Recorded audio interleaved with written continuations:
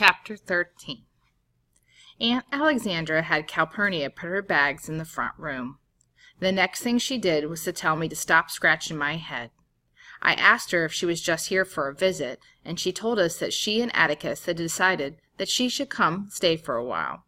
We decided that it would be best for you to have some feminine influence. It won't be many years, Jean Louise, before you become interested in clothes and boys.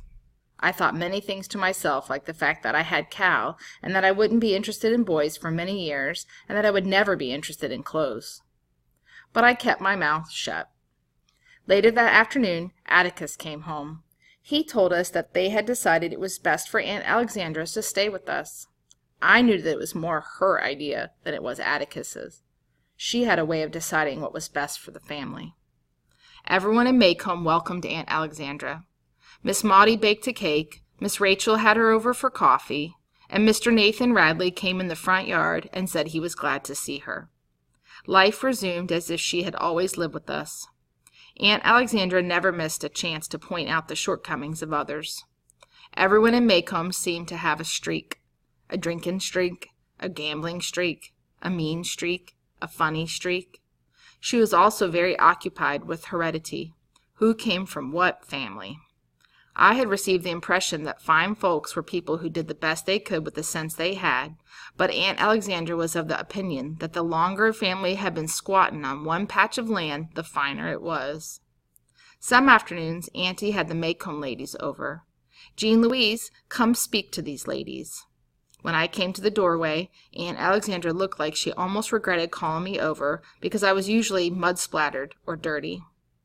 "Speak to Cousin Lily," she said one afternoon, when she had trapped me in the hall. "Who?"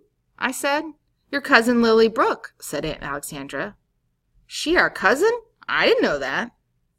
Aunt Alexandra managed to smile to Cousin Lily that conveyed a gentle apology to her and a firm disapproval of me. I knew I was in for it when Cousin Lily left. That night Atticus came into Jim's room where we both were.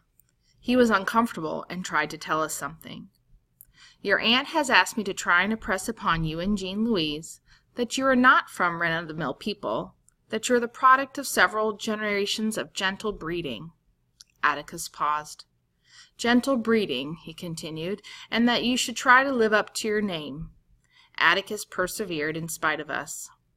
"She asked me to tell you that you must try to behave like the little lady and gentleman that you are. She wants to talk to you about the family and what it's meant to Maycomb through the years, so you'll have some idea of who you are, so you might be moved to behave accordingly," he concluded at a gallop. Stunned, Jim and I looked at each other and then at Atticus, who was very uncomfortable. I started to cry because this was not my father who thought these things. Aunt Alexandra told him to do this. I went to hug him and worried that all this behaving was going to change things, and I said so. Atticus told me not to worry. I asked, "You really want us to do all that? I can't remember everything Finches are supposed to do." "I don't want you to remember it." "Forget it." He left Jim's room.